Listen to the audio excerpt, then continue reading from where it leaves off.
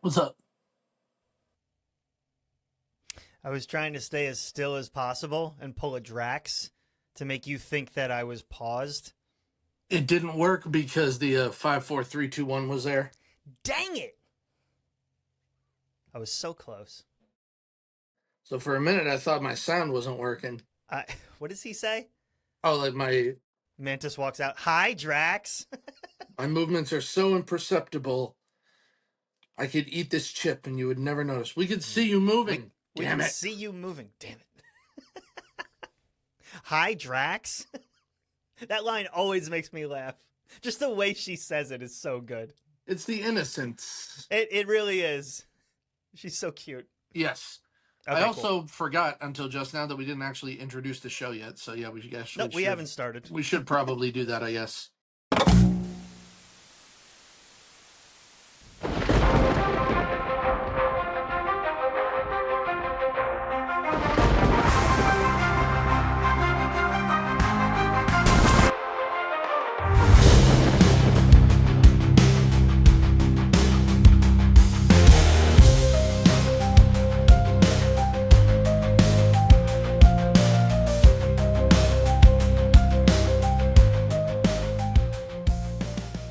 Ladies and gentlemen, welcome once again to the best part of your month, or one of the 2 or 3 best parts of your month, the Sanctum Sanctorum Podcast, where comics and Christ culture collide. And I, being one of your hosts, Chris, am happy you're here.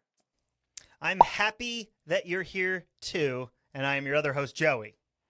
It felt very like churchy for a minute there. It's like, we're happy you're here. Why don't you turn around and greet your neighbor, say hi, and I love you, and tell them your favorite fried food. You know what I've noticed, particularly on Instagram? Anytime somebody's talking and they're a pastor, they've got these hand motions. They're like, hey, we just want to tell you. Have you ever thought, do you know, like, put your hands down. If anybody did that in regular life, you'd slap them. Like, get out of here. My dad was a pastor for many, many years. And whenever he would, oftentimes he used a pulpit or a music stand or something that he had his notes and a Bible on. But if ever he moved in front of the crowd, he would hold the book Mm-hmm. like so and do this a lot with his hand to emphasize where it's like, and this is the point I want to make about what Jesus said right here and what God was doing right here. He'd play the piano on the book. Yeah, pretty much, and it just Good for became him. like his signature. All most public speakers have like a Yeah. a tick or a tell. That was his big thing. I preached this past weekend, and as I'm editing the content, I notice I put both hands in my pockets, and then I'll pull one out and I'll talk like this, Oh, you and then I'll absolutely do do that. this, and then I go back, and it's this progression of 2 hands, 1 hand out, 2 hands, 1 hand out. It's a problem, but not why we're here. You know what? I have to wonder if we ever did this show live and standing up, if Oh, that would God. come out, I don't know if and we it would could. just be like. So what we see here is when Superman is talking to Lex, how do we know that he doesn't actually want to be talking to Lois? We'll never know. We'll never know. We'll never 'Cause really understand. we'll never really understand. Thanks for joining us. That's our show. We got a culture moment. Yeah, actually, you have a culture moment. What are we talking about today? I do. Well, so it was brought upon by actually watching this movie. So the movie we're doing today is Superman Returns, and it came out in 2006. It comes And with it sound effects. is, yeah. And it existed, and then people moved on, other things came out. And then if anybody out there in the interworld ever watched the Arrowverse, when they did their Crisis on Infinite Earths, they brought Brandon Routh back to play an older, more seasoned Superman, and people were very excited. Now, even though this movie at the time was not well received by fans or by critics, people were still excited at the fact that he was coming back to be Superman again. Yep. So it got me thinking, well, that's, nothing more than the nostalgia factor. It's like, oh, this was a movie and a character and an actor that I was familiar with, 20 years ago, 15 years ago, however long it was. And I get to see them again. It's almost like reliving a part of my childhood, a part of my teenage years, whatever that is. And it got me thinking, does nostalgia make us blind to quality? And now this could be, books, movies, TV, video games. I mean, we even have one of our rankings is so bad it's, we have a Batman that's so bad it's good. Yeah. Is that even really a thing? Can something be so bad that it's good, or is it just bad? We just have fond memories of it because of who we watched it with, who we did it with, where we were, that kind of thing. So, what are your thoughts about that? I have another example of nostalgia fever too to give you. What a great question, might I just pause us and say. That's a phenomenal question. It's like psychological, but it's also so applicable to where we are as a culture, where Hollywood is. It's literally everywhere. It's not just comic book movies. I think Disney is ending their wave of this with their live action remakes. I was talking with a friend of mine. How come they don't remake the Aristocats? How come they don't remake Fox and the Hound? How come they don't remake Robin Hood, those original animated ones? How come it's only like the 90s? Well, it's because our generation is at the point where we're having kids. And we grew up with The Lion King and The Little Mermaid and Beauty and the Beast. There's a phenomenal documentary called Waking Sleeping Beauty, which you should totally check out. It's sort of the late 80s and early 90s era of Disney animation. That's the Disney Renaissance. Yes. Little Mermaid to Brother Bear. They found lightning in a bottle, and it was just really good, compelling stories. And so they're targeting our generation that were kids that now have kids with these live action remakes, things like Lilo and Stitch and Snow White that just came out. We're not even going to talk about that. But it's the nostalgia factor. It's you were this when you experienced it the first time, so let's recapture that. And I think you really nailed it on the head, which is nostalgia's fine, but if there's no substance, then it's just nostalgia bait, right? Like, I think about it with Doomsday. I think about it with Secret Wars. I think about it, actually, I'll get to that in just a second, but let's just stick with Marvel for a moment. If the only thing you're doing is paying off nostalgia, but there's no story that makes sense, there's no character development, there's no movement of this saga that you've built, then all you're doing is nostalgia. That's it. And there's nothing wrong with that, but just be honest about that. Don't say, like, this is brave new territory we're covering for story, because you're not. It's sort of like a Happy Meal, right? Like, you eat it, and then at the end you go, oh, that was fun in the moment, but I don't feel so good right now. Where I see this going different is actually in the upcoming Superman. I don't think that James Gunn, with his new DC universe, is trying to solely rely on nostalgia, although you can't get away from it. You just can't. We've all got a history with connecting to these characters in the first place. But he's not building off of our emotions. Well, he's also not building on what came before. I mean, and this is as far as we know, at least there's no cameos of Brandon Routh and Henry Cavill. I think there is one of Henry Cavill. No, so I'm saying that's why I say, as far as we know, he's not building on the fact. That was one of the problems with the Flash movie, is that people will say, George Clooney, that was the worst Batman. That was a terrible Batman movie. He was a terrible Batman actor. He even said himself, I almost killed the Batman franchise with my movie.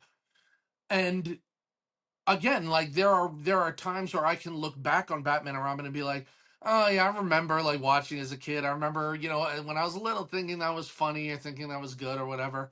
And yet when he shows up as a version of Bruce Wayne in the Flash movie, if you watch like reactions online, it's a lot of cheering and a lot of what? Wow, oh my God.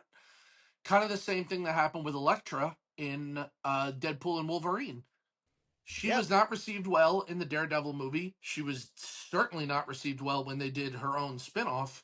And yet when she walks out on the screen, everybody cheers and is excited to see her. And it's like, you hated it 20 years ago when it came out. Why all of a sudden is this like the greatest thing you've ever seen on screen? because of the power of nostalgia. Exactly. And this is a whole psychological conversation where we're not cheering for the movie that came out in 2002. We're cheering because we feel like we're a part of something and nobody else is. Even though, like, you know, comic book movies are a wave that's taking over the world, we feel special, we feel seen, and we feel like the investment we made, as little as it was at the time or as big as it was, has now paid off. And they know how to play on that. They really do. Where it really comes together well is if you can also deliver a really good story. Mm-hmm. I hope that people can continue to do that. I hope that there's histories of these different stories and narratives that you can choose from. We don't have to keep telling the same thing, but if you want to pepper in some nostalgia for the fans that have been there to build this empire for you, by all means do that.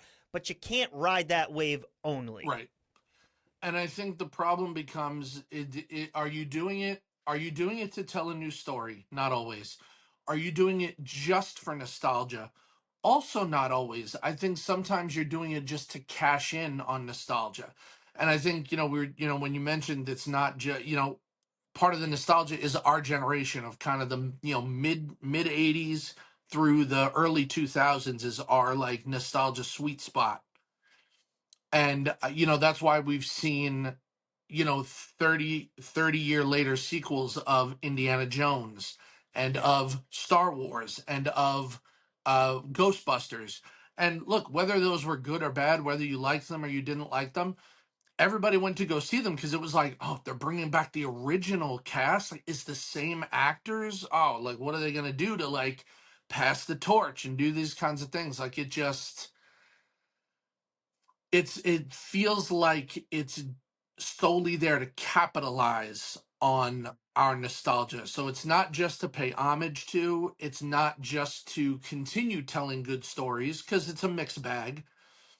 But I really think it's to, and this kind of goes with the conversation we had in our previous episode of like, are the people who do this stuff, do they make too much money? Well, part of the reason is that we are ready to hand our money over, hand our time over for good nostalgia. Myself included, I'm super guilty of Sure. it. Like, I love when these things that I, like you said, put my time into pay off. So I was among the people that never cared for the movie we're doing today, but also had so much fun seeing him redo the role in the Arrowverse. So it's a weird thing. Like, I'm almost battling inside my mind. Like, why am I so excited for this? But also pretty excited for this. It's Exactly. because they know how to get you. They know how to get you. They do. I always said to people that, like, when they release like boxes of cereal or sodas that have like characters on them or that are used to promote a movie or a show or something, I'm part of that crowd. Like, I'll get the cereal because Spider-Man is on it. It's like, well, Spider-Man is the new Fruity Pebbles guy. Yeah, let's get all the Fruity Pebbles now. Because I love the nostalgia of it. I love the joy that it brings. And there's nothing wrong with that, but I think that it certainly does blind you to the quality of whatever it is they're baiting you with. Yeah, and if you can take those nostalgia glasses off and be able to judge quality while still recognizing that this has a soft spot in your heart, I think you've got a podcast. I think that you do. Because that's what we do. Look, and this isn't to crap on anybody's enjoyment of things. Everybody, you can like whatever you like. You can enjoy whatever you enjoy. Sure. Whether or not the masses think it's good or bad shouldn't have any effect on whether you think it's good or bad or whether or not you enjoy it or not. You can form your own opinions about this stuff. But I think that you need to recognize, especially my thought was when you're recommending something to another person. Yeah. If I was going to recommend, I'm trying to think of, something that I have a love for that most people dislike. Suicide Squad. Sure. If I'm going to recommend Suicide Squad to people, it's going to be with a caveat of like, listen, most people didn't care for this. Here's why I liked it and why I think other people might like it. But I fully recognize that I'm in a, you know, a very small camp of people here. And I think that as long as you don't start touting things based on your nostalgia, that like, man, this is the greatest thing you're ever going to see because I remember it fondly, then that's fine. You know, then I can go into it knowing like, okay, well, Joey loves this thing, so I'll give it a shot, but that doesn't necessarily mean it's going to be good. That's what happened with this movie. I remember it very differently. I didn't remember this fondly at all. But before we get into why it's not fond, why we're not fond of it, why don't we take a very brief few moments and say the good things that are in it? Because I got about 5 things, kind of. Sure, you want me to give a synopsis before we do that? No, I don't even want. I don't No. need to relive it at all. Come on, it's a good one. I think I redeemed myself from your that was okay in the last episode. All right, go ahead. Let's hear it. No, wait. Are we rating the synopses with the Joker thing? Nah. Okay, couldn't remember if we did that or not. I don't. All right, I don't need your judgment. You do. That's part of the whole reason we do this is the judgment. Cue the uplifting, super dramatic music. Here we go.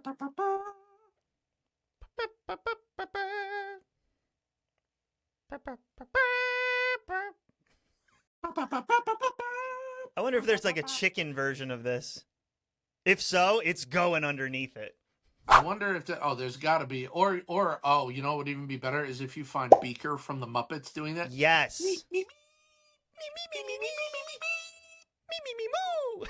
That would be amazing. All right, this is serious. Here we go. Take it for real. Bring us there.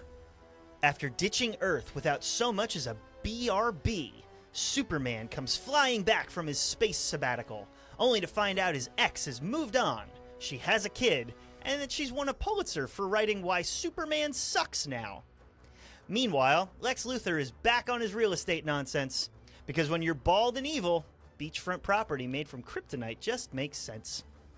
Now Super Daddy must figure out how to win back his girl, be present to a super son who needs an inhaler, and stop a planet-sized murder rock that probably won't sell on Zillow. All while dramatically moping in the stratosphere over consequences he caused. It's a bird. It's a plane. It's a breakup recovery arc with the deadbeat dad of steel. In 2006's Superman Returns. Dun, dun, dun. I wrote... Deadbeat Dad of Steel, not bad. I was cracking up when I wrote it, and I was cracking up when I practiced it, and then I practiced it right before you hopped on. I was like, don't laugh. Just do it. And I couldn't do it. The Deadbeat Dad of Steel. You know, unfortunately, all the things you said were incredibly accurate and sad. But as we said, we are doing 2006's Superman Returns, and it stars Brandon. He returned.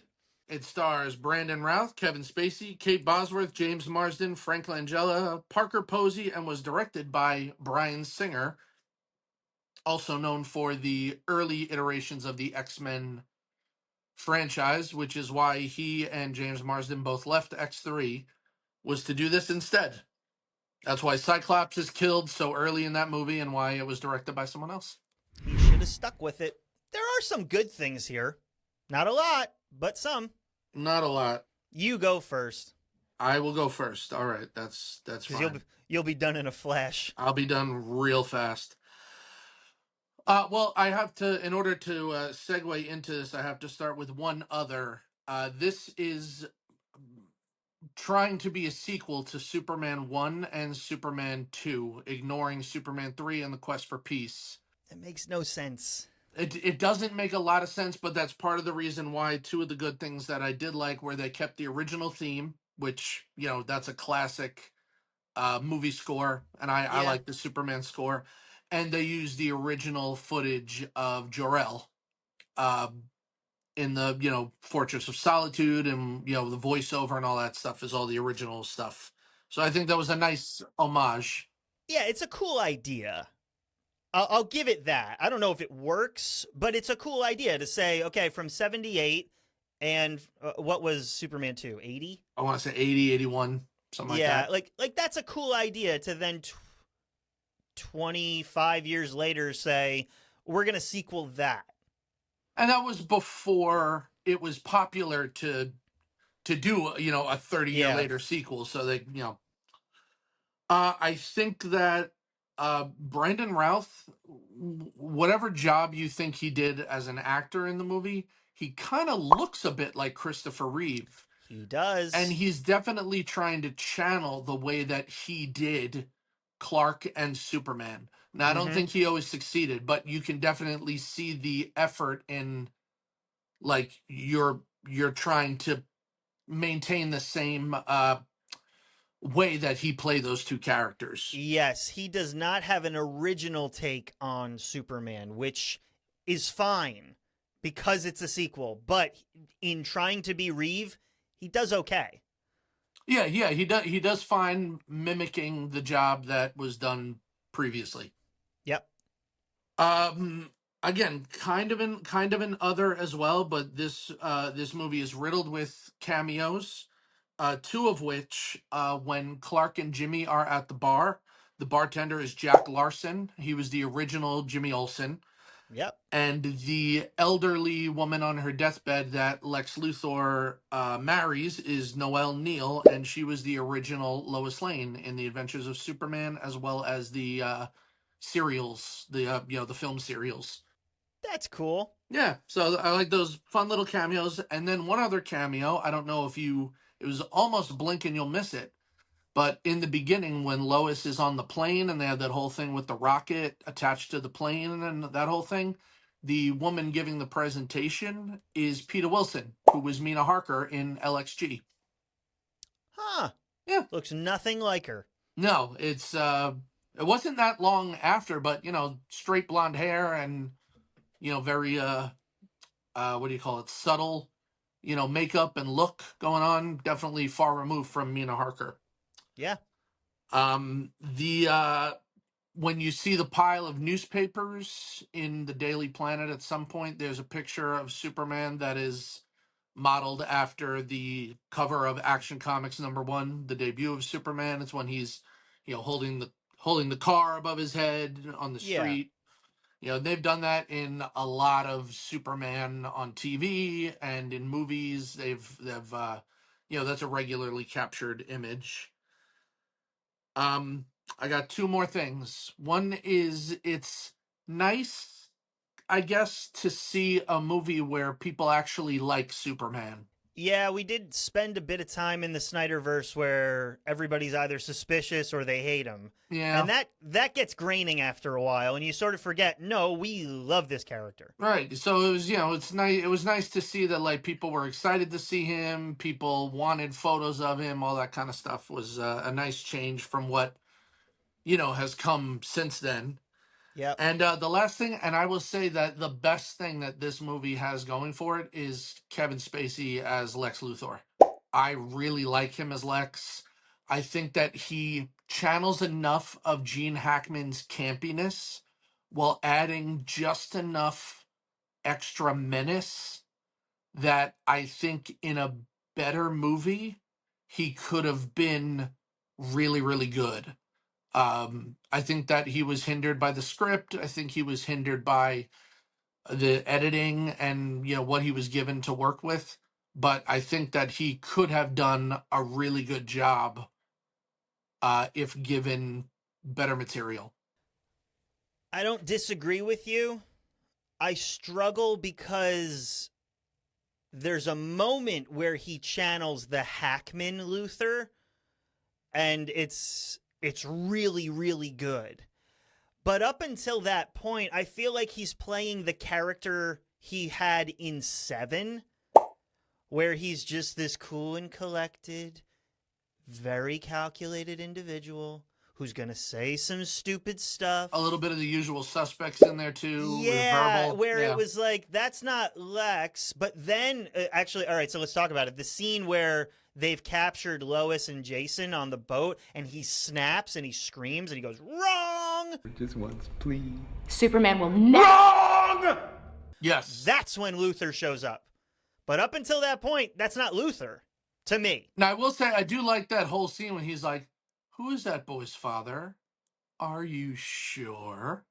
Like, that to me has enough of that, like, I can tell you're a little campy, but also I would probably pee a little bit if you were doing that in my face because it's creeping me out. So that's why I thought that he did a good job and could have been better if given better material. Yeah, he's a mixed bag for me. I like moments of it. There's others that I struggle, but I'll put him in good, just because again we're coming off of the 78 and 80 version of this character, and so we're not reinventing it. It's his take on the same character. There were just some moments where I wish he had more, and I think that's due to the script, like you said.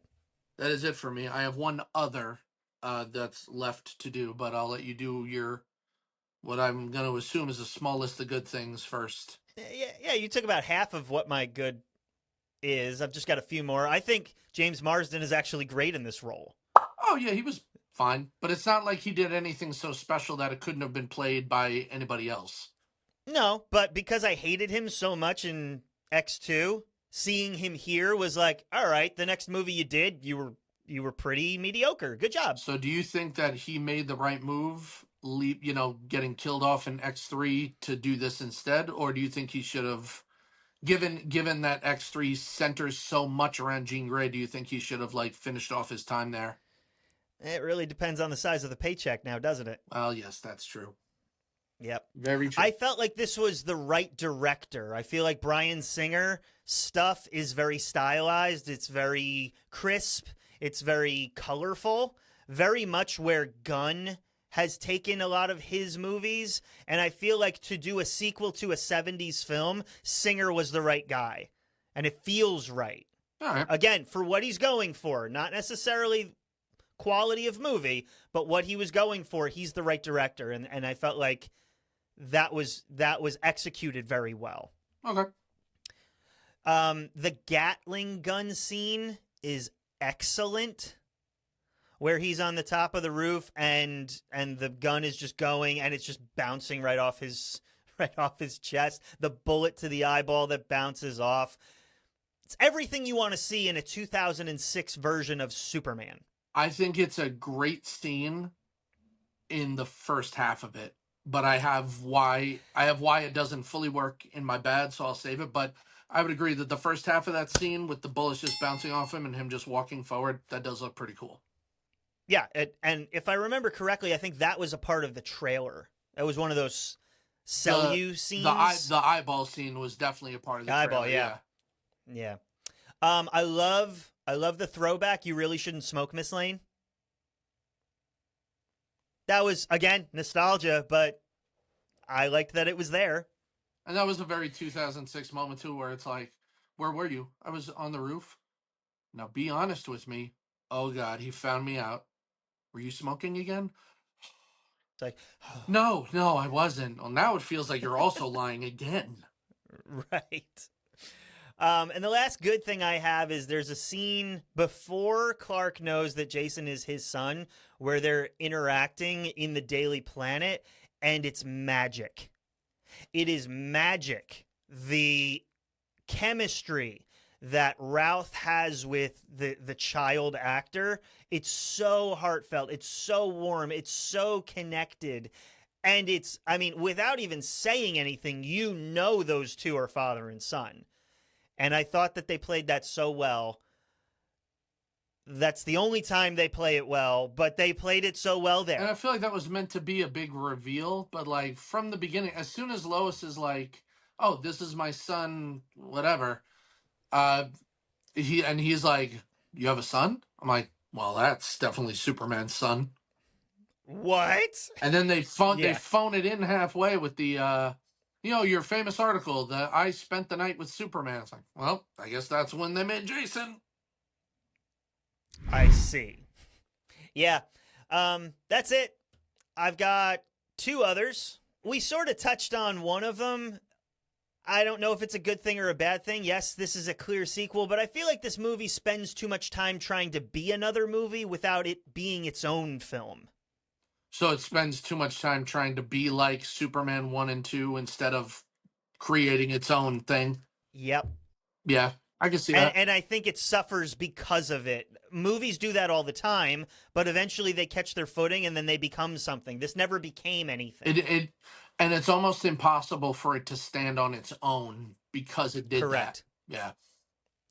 And the only other that I have, I don't prefer the electronic buzzing going on when Clark is eavesdropping on conversations. And it's not consistent throughout the film. Yeah. There's some times where he's listening to something and there's that like old static radio effect that's on it. And then there's other times where it's not. I don't like that because if he's got crystal clear hearing and super ability to do that, there's no glitching going on there. It's also not consistent because it shows him flying above the city and hearing all the voices, and you hear them all crystal clear. Like you can't really distinguish them, but you can hear everything perfectly as if you were in a room with all those people. But then when he's listening to the conversation from the office, it sounds like he's using, like spy equipment from the 70s. Yep. Yeah, that's a weird thing. He's not a Radio Shack Superman, so let's stop with that creative choice. Yeah, that was a weird thing, definitely. What's your other? My only other is, again, I understand that this is meant to serve as a sequel to Superman 2, which was, 1980, early 1980s. We should probably figure out what year that movie's in. This is meant to be 5 years later. Now, I'm not saying you needed to set it in the 80s, but I mean, that would have been a nice touch if you had decided to do this, especially if you're saying this is a sequel to those two movies. But what I find confusing is that it doesn't land on a time period. That I actually have that in bad. I don't have it in other because. But to me, it doesn't take away from the story necessarily. It just doesn't really make any sense. Like, there's some modern things, there's some antiquated things. The clothing they wear is a little ambiguous. The way they're speaking is weird. I think it does take away from the story. I think it does because there's moments where everybody's reading a newspaper inside of an elevator, and that's like, oh, right, we're in 1982, whatever. But then there's a moment where he's being watched by people, and they've all got cell phones out. And it's like, well, wait a second, where are we? So I put that in bad, but I'm glad we both caught it. It doesn't know when it's happening. Yeah. And that's what's weird. That's one of the things that's weird for me. And, the clothing was a big thing because it was like the costumer didn't know what decade we're in. So they tried to combine multiple ones. It just was, it needed to be, I would have been fine if you made it in the 80s. I also would have been fine if you made it modern day, but pick a lane. Yep. Pick a Lois Lane. Clever. I'm here for you. Speaking of clever, we got a word from our sponsor. We sure do, and I could use a break because that was exhausting talking about all the wonderful things here. So let's take a moment and see what the ad people have to say, and we will BRB. Are you faster than a speeding bullet but slower to process your emotions? Do you lift entire continents but can't lift the weight of fatherhood? Then you need Kryto-Crunch, the official cereal of men who left the planet instead of having a conversation. One bite of Kryto-Crunch is like a cold slap from your holographic space dad, full of whole grains, meteorite minerals, and encouragement to do better. If you need to feel strong, but you're broken, this is the only bowl for you. Each spoonful delivers a powerful punch stronger than your unresolved daddy issues. And it comes in cinnamon raisin, crunchberry surprise, and now gluten-free if you have allergies. Kryto-Crunch is not recommended for people with fear of commitment, lead allergies, or planning to leave the planet for another 5 years. Kryto-Crunch, because saving the world is hard, but breakfast doesn't have to be. That wasn't bad. I kind of want to land that somewhere between Cesar Romero and Jack Nicholson. All right. I think it was good. There was some entertainment in there, and also because like Cesar Romero's Joker, it gave me a little bit of nostalgia of those old cereal commercials. On the afternoon after school when you would watch some cartoons and they had cereal commercials there. So it Yep. gave me a little bit of nostalgia, call back to the beginning. And it was, it was amusing in its own right. But I got to say, I think all of the ads that you're responsible for are going to be heavily compared to BAMP for men. That's because I've got a marketing degree. Ah, well, that'll do it. That'll do it. This movie sucks. It does. Let's talk about it. Let's talk about why. Do you want to hit us with your naughty things first? I do. Okay. Do it. This movie is Home Alone 3. It took a concept that everybody loved and it replaced all the good things about it with cheap alternatives. That's what it is. Yeah. And it doesn't stick the landing. That's fair. That is a fair comparison. The movie's really slow. Even if it's a sequel, it takes a long time to get going. Mm-hmm. And it's too long. Speaking of too slow. There's too much of it. I know this is a classic Superman issue, but nobody makes the connection that 5 years have gone by without seeing Superman, and 5 years have gone by without Clark showing up to write a report. Nobody? Okay, well, now... Who just gets his job back after 5 years with no explanation. Well, no, he got his job back because some guy died. They were like, oh, just be thankful that, Benson died. Well, it was his time. Yeah. They do say that Clark was, like, traveling the world, but what's odd is that it was 5 years, and that's not the problem. The problem is that it's 5 years where you didn't send any letters, you didn't send any postcards, no phone calls, no nothing to any of the people that you supposedly cared about in your life, other than your mother who knew where you were, Yep. So, yeah, I'm with that as a big, big problem. Let's talk about Lex for a little while. All right. His dialogue dumping becomes obnoxious after a while. Exposition and scenery chewing and, yeah. And he's the only character that really does it. I think he needed to play a different version of this Lex if it was going to work. And we sort of talked about that, where Kevin Spacey plays the Kevin Spacey part. But then in moments he shows up to be Lex Luthor. That just doesn't work for me. Mm-hmm. I know you liked it, but I'll be interested to see where Nicholas Hoult takes this. We won't even talk about Jesse Eisenberg. No. Whatever that was. No. But it's really hard to sort of top, in the same way Reeve does not get topped. Whether for nostalgia or he just nails the character, I feel like Gene Hackman really is Lex Luthor. I would say the best Lex Luthor in Superman TV and movie and film and whatever is Michael Rosenbaum in Smallville. Now he's a young Lex, but you see this development and he just nails it. And I would have loved to see him do it 20 years later to see, like, oh man, like, did he go the route of, like, evil genius or conniving politician and that kind of thing? But yeah, Gene Hackman isn't it for me. But there's different iterations. There's the power hungry individual. There's the CEO, which is more where Gunn is taking it. Mm-hmm. So it depends on which version you're trying to capture.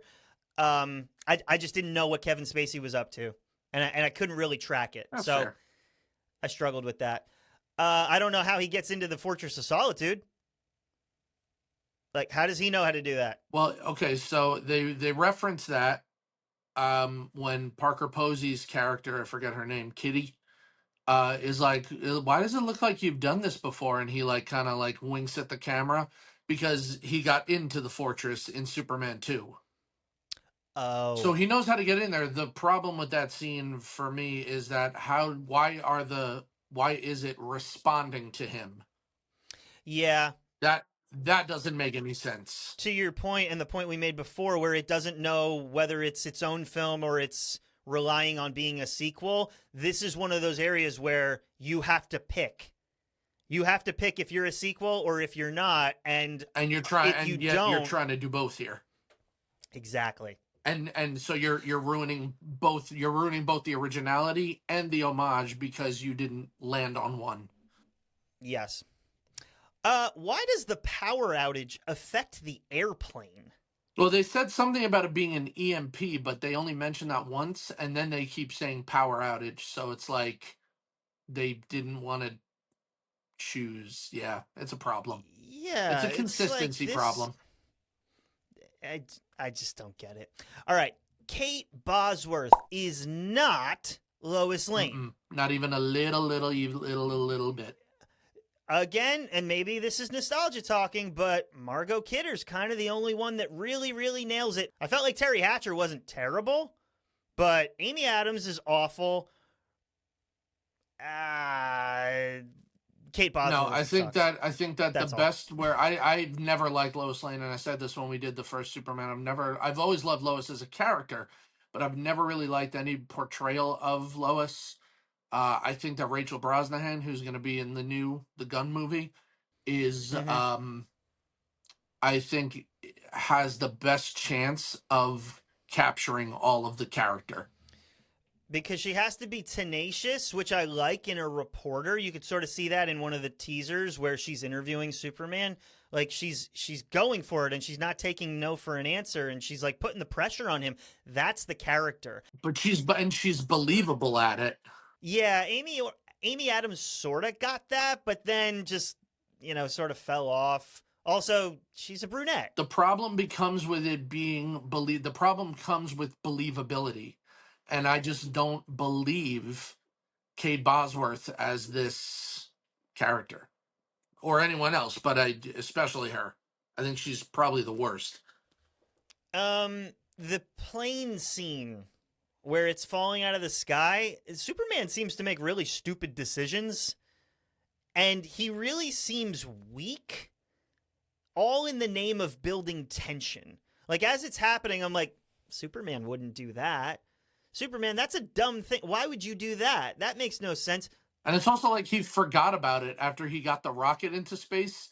It was like oh yeah, I forgot there's people on that plane that's also going to crash to Earth and, probably kill a whole bunch of other people on the ground. I should probably do something about that. He just makes really stupid decisions that, like, if you were Superman, you wouldn't do that. Agreed. It is a little odd that Superman is so hung up on one negative article about him, even if it is from Lois. People are mean. People are big meanie weenies. Like I said, he's an emo kid brooding in the stratosphere. And because of that, now he's romantically stalking from the outside of the house. It's like, dude, you need to get a grip. Yeah. Lex jumping to the fact that Jason is Clark's kid is a little much. Well, also, okay, yes, because it doesn't really Makes no sense. It doesn't really affect Jason. It's not like it doesn't seem to be like it's hurting him. He just seems very fixated on it, which I mean, this is a kid. The way a kid would be. Well, this is a kid in a terrifying situation that he doesn't understand, where he and his mom are kidnapped. Here's this guy monologuing about things he doesn't understand. Scary people are in the room. And he pulls out this glowing green crystal and says, I'm going to change the world and grow land and destroy the United States and whatever. Like, as an adult, I'd probably be looking like, what is happening? And that's just kind of what he's doing. Now, if they had made him, like, start to get, like, that sweat, or even that kind of phony, oh yeah, it's like hurting a little, then it would have been something. But it's like, what subtle thing did you see in this kid you've met for the first time that makes you go, who's his daddy? Cares. Let's talk about Jason for a little bit. They should have set more up with Clark being devoted to his mom, so that Jason being devoted to his mom made more of a payoff. There wasn't really a connection as much. And I get that there's like 5 years. The kid's 5, right? But like it could have had more weight, and it didn't. And this is one of the things I'm going to talk about later on. But there was so much left on the table when it came to the relationship dynamic. And I wish that they paid it off more. But the major issue with Jason is that Jason makes no sense. You say, Joseph, why? Why doesn't he make sense? Joseph, why? Why doesn't he make sense at all? I'm so glad you asked. Clark wipes Lois's memory in Superman 2.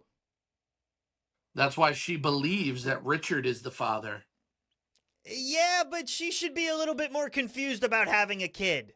Well, especially because it's not like the assumption is that she wouldn't have jumped out of bed with Superman and right into bed with Richard. She probably grieved a little bit after he left and She's then moved on. uncomfortable talking about him.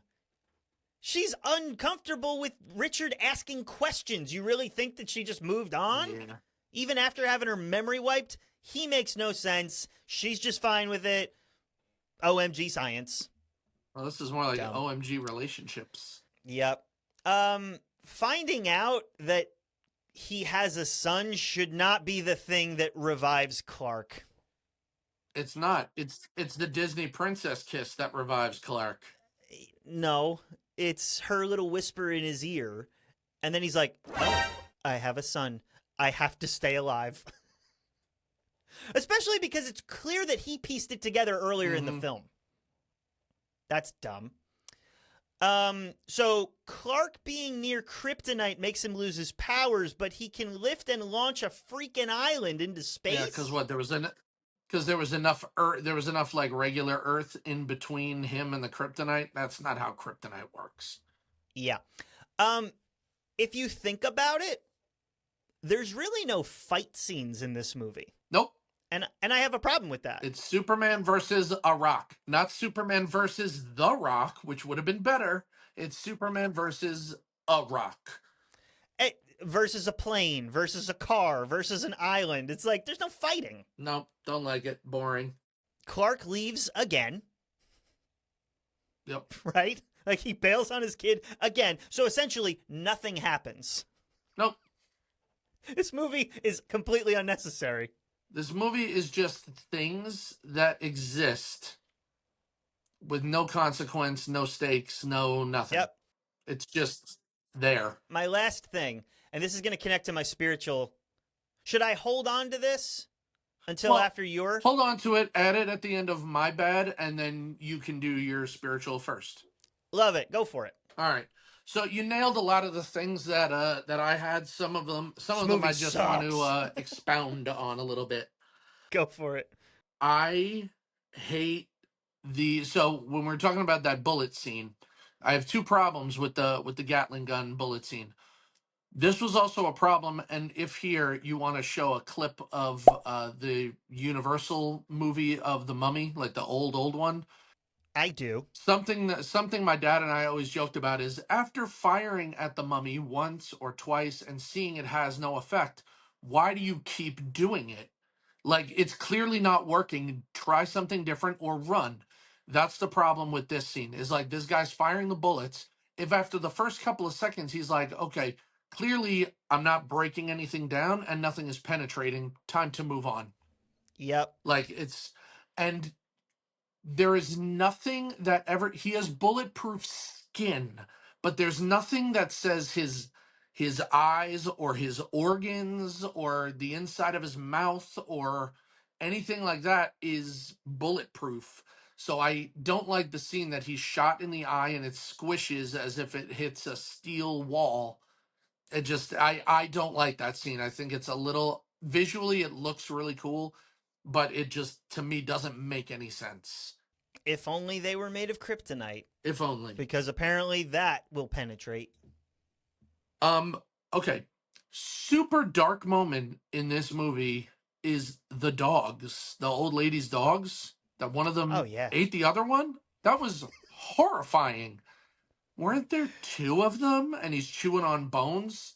Uh-huh. Now, watching it and they start like licking the old lady's hands when she dies, I remembered like, oh man, like there's something creepy about the dogs. Concerning about this. Like, oh, maybe it's that they ate the old lady, but that doesn't make sense because like her whole family was there, so they couldn't have let that happen. I didn't remember the one dog ate the other, and that was just No, can't do it. Filthy. I don't like the effect of the heat vision. That it's like this. Yeah. It's like just lean into it. Make it a red laser. It's the same with the hearing. It's just a very stylistic 2006 choice that should not have been made. Yeah. I have here in my notes, why did Superman hesitate? And I can't remember what it's in reference to. Because it's so memorable. Because that's how memorable it was. It might have been with the plane scene, and again, I kind of added that onto when you were saying it. Like, yeah, he gets the rocket into space successfully and is like smiling and is like, I did it. Oh yeah, there's a plane of people. I should probably save them. Which also goes into, Lois later on saying, we were fine for 5 years without you. We don't need a savior. Except when you're falling out of the sky. Do you forget that you and all those other passengers would not be here right now unless you had a savior? So just saying. Stay in your lane. Yeah, stay in your lane. Okay, more with the plane scene. That baseball stadium, nobody notices the plane is crashing until that guy hits a home run. Do you realize the volume of sound that would have been there? Plus, you can't tell me that every single person in that stadium has eyes glued down to the field. Like, there had to have been somebody at one point who was just like, oh man, what a great day. Oh my God, a plane. Like, there had to be somebody doing that, and it's ridiculous. I don't like the curl. I don't like the Superman curl. The hair curl. Stupid. Yeah. No, not a fan. Don't like. Yeah. Well, because it's very emo. Again, it's 2006. Yeah, wasn't working. I didn't need another Superman and Lois flying around the city again to see how amazing the world looks from above. Nope. Just like I didn't need that again, I didn't need Lex Luthor on a real estate plan again. Now, at least this was a little different in that he was like creating a new world, using the kryptonite crystal, the Krypton crystals, which also didn't make any sense. But at least that was a different way of looking at it. But it was like, oh, land, Miss Lane, land is what matters. You can print money and lose power, but people always need land. Stupid. Yeah, I don't know about that. Why does Lois bring her kid on this potentially dangerous investigation? Like, have some common sense. Like, I'm sure she wasn't. Obviously, she wasn't expecting to find, recently paroled Lex Luthor on this ship. But why would you bring your kid anyway? And then he even says, "Mom, can I wait in the car? Where it's safe and familiar." No, come with me into this strange mansion, onto this strange boat where who knows what might be waiting for me to injure me, kill me, kidnap me, whatever. Can I wait in the car? No, because this movie is about bad parenting decisions. Yes, very bad parenting decisions. Again, like, I know you say it was the, whispering, you have a son. That wakes him up, but also, the Disney kiss. I don't know if he'll ever wake up. Whoa! Okay, Superman's a princess. What?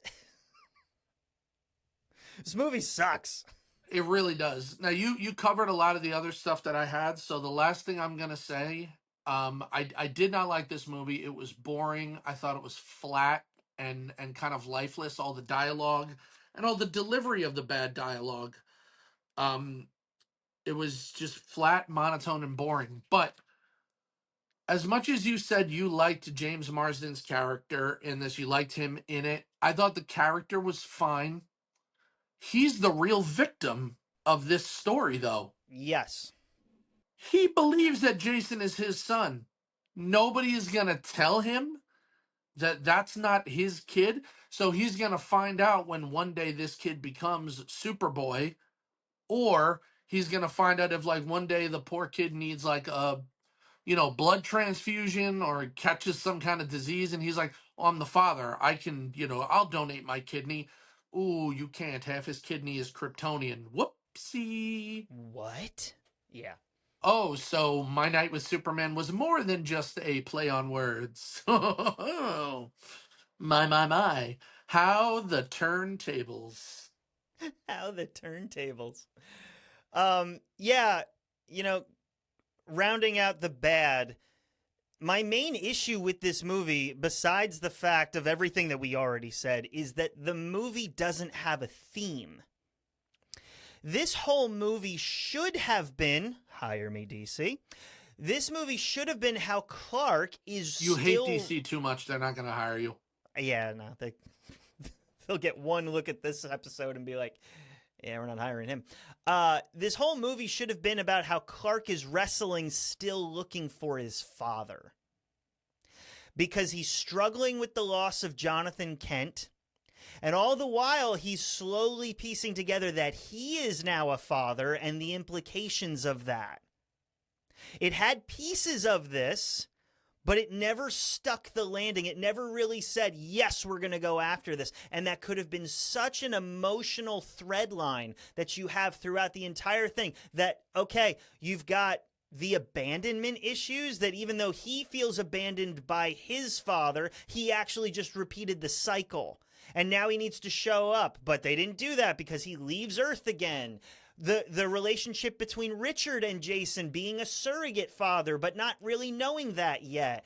All the while getting into the fortress and seeing pictures of his father interact with him, but he's not there. And all of it was there, but you didn't do anything with it. Again, there was plenty about this movie that had the bones of like, oh, that could be really interesting, or yes, what a cool thing to do. Oh, that would make for a good sequel or homage.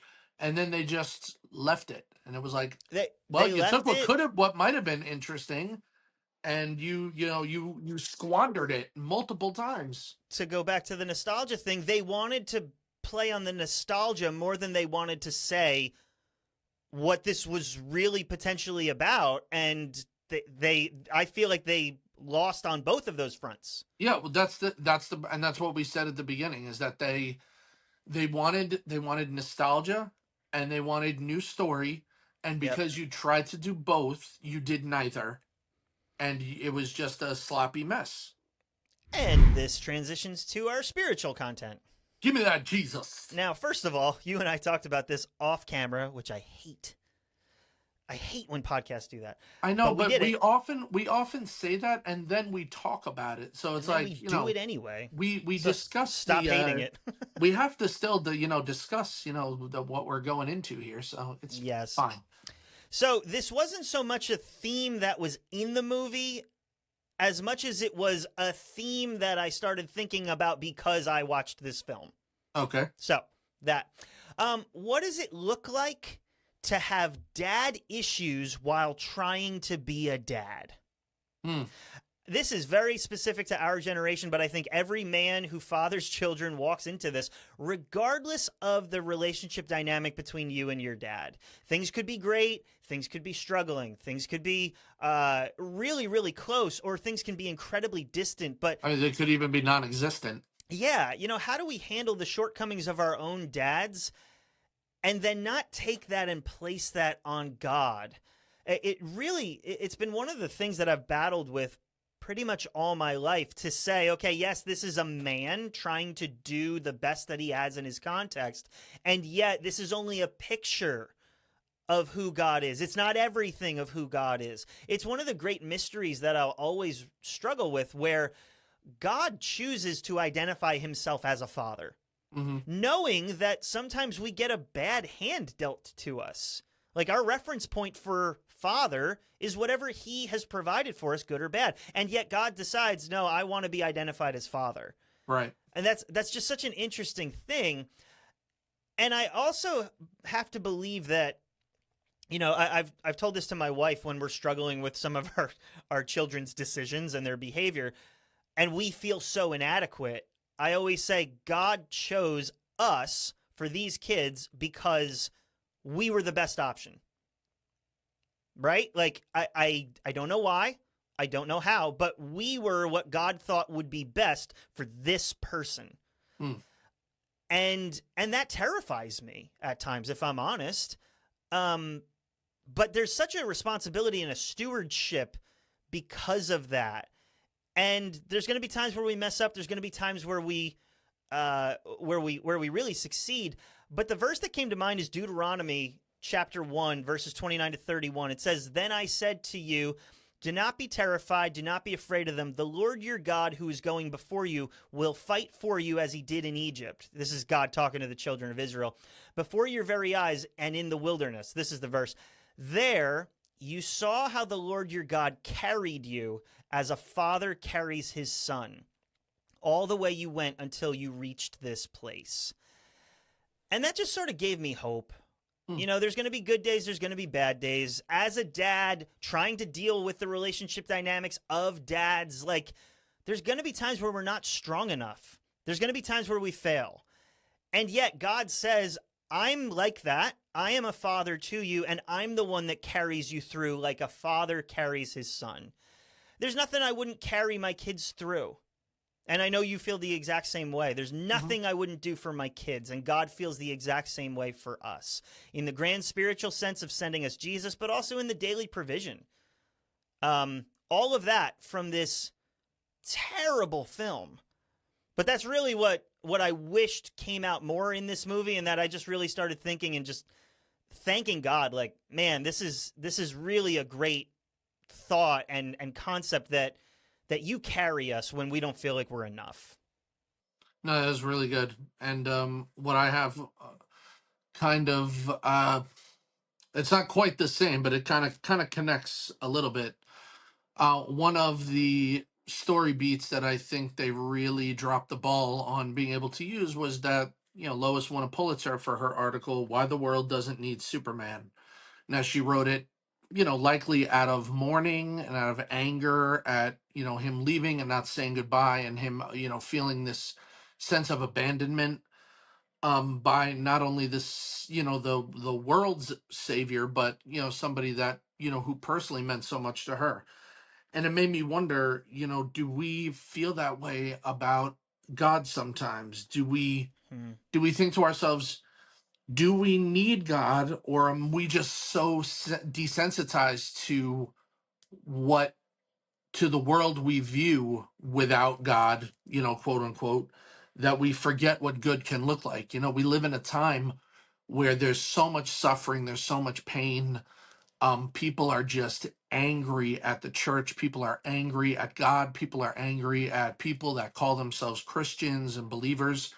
And a lot of it is very justified, and I understand it. But does that mean we should look at what the world is like with it, that we should look at the world and say, this is why we don't need God, because we can make it better? Or do we just think that we know better and we don't remember or realize the good that having faith in God can do? So, you know, like you see kind of in this movie, the people closest to Superman kind of moved on, and, you know, they moved on with their lives because he was gone. And it can be easy to ignore God when he's, you know, not around and things are okay. But then we have moments where, you know, like Lois says, you know, we don't need a savior. We were fine without you. But then the plane is crashing and the rocket is crashing and Luthor is, you know, trying to destroy the United States. And all of a sudden it's like, oh, but wait, we do need you.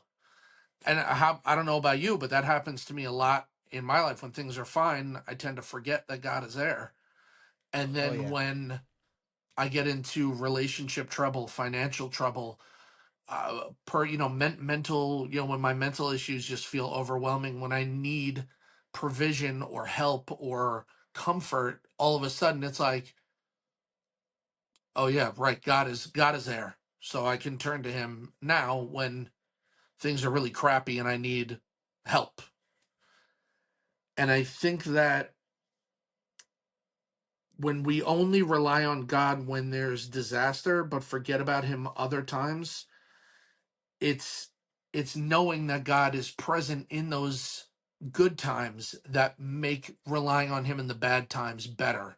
So knowing that things are good right now because God is providing, because God is allowing these things to happen, to me makes me remember that when things are really hard, when things are bad, when I don't understand why certain things are happening in the world or in my life or in the lives of people that I care about, it's like, well, I've seen God do great things. So I have to trust that even though this sucks, God is there.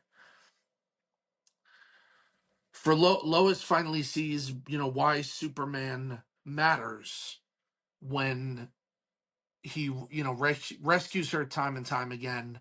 When she sees how much he means to the people, when she sees the change that he's made in the lives of the world again upon his return, and she starts writing the article of why the world needs Superman.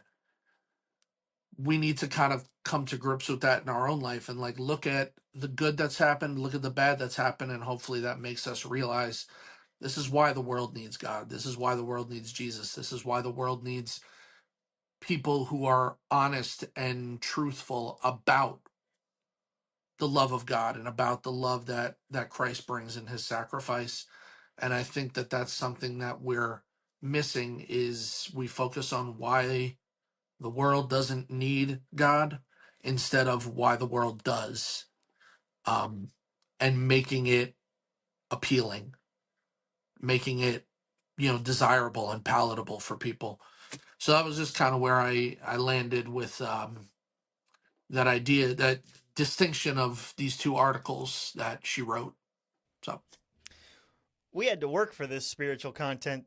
The lowest hanging fruit is that, Bryan Singer especially, and I'm not sure who wrote it. You said lowest. I thought you said the lowest hanging fruit. No, the lowest hanging fruit. And it's not necessarily a bad thing, but, Superman has often been compared to a messianic figure, the sacrifice, the second coming. He's Jesus. He's Moses. He was sent to Earth to show the people how to be good. We see all these things that are, Superman is very much an allegory for Christ. We see that in the death of Superman storyline.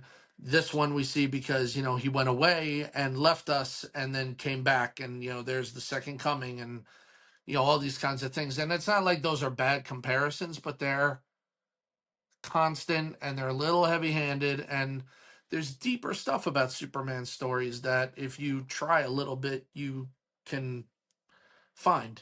But it was very difficult in this particular Superman story to not just fall on, well, Superman is Jesus and he's coming back, so you're welcome. Well, thank you for that. There you go. What did you rate this? Oh, let me tell you. Actually, I know what you rated. I'm not going to make any bones about it. This was awful. I was bored. I fell asleep 2 or 3 times and had to rewind it. I was ready to give up. I will never watch this movie again. I have no desire to. It's a Clooney. It is a bad movie. It's badly written. It's badly directed. It's badly acted. It has a few interesting things in it, but even the worst movie in the world has a few interesting things. It's not enough to make it.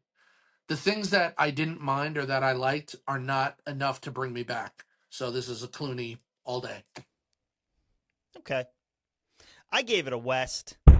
Just because of the nostalgia. The nostalgia is the only thing that saves this. There's a couple key moments that if you're looking for it, you go, 78. Oh, the movie that I really like. So to me, it's like throwing on a rerun of something that you liked and you knew that there was a familiarity to it. I agree with you. I'm probably not going to watch it again, but to me, it's not so bad that I'll never touch it. But it's going to have to be a very rainy day with absolutely nothing else to watch. So for me, it's a West. All right. I mean, I can see why you might land on it being a West. Excuse me. I just can't. I see the Clooney. I can't get it there. That's fine.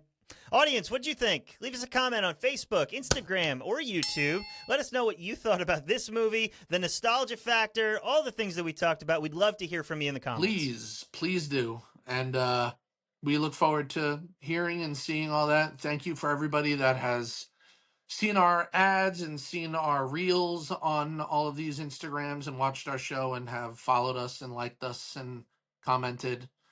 And let us know what you think. But you ready to find a palate cleanser here? Yeah. Why don't you fly us out of here? Well, kids, in conclusion, please remember, if like Prometheus, you want to bring fire to the people, use that fire to burn every copy of this movie you can possibly get your hands on, so that no one in future generations has to suffer the way that we did. We did it so you don't have to. Destroy what you can find. Thanks for watching. Bye now. That was the longest ending ever. What, mine just now? Yeah, these are quips. Yeah, well, listen, this quip needed to make sure that there was some...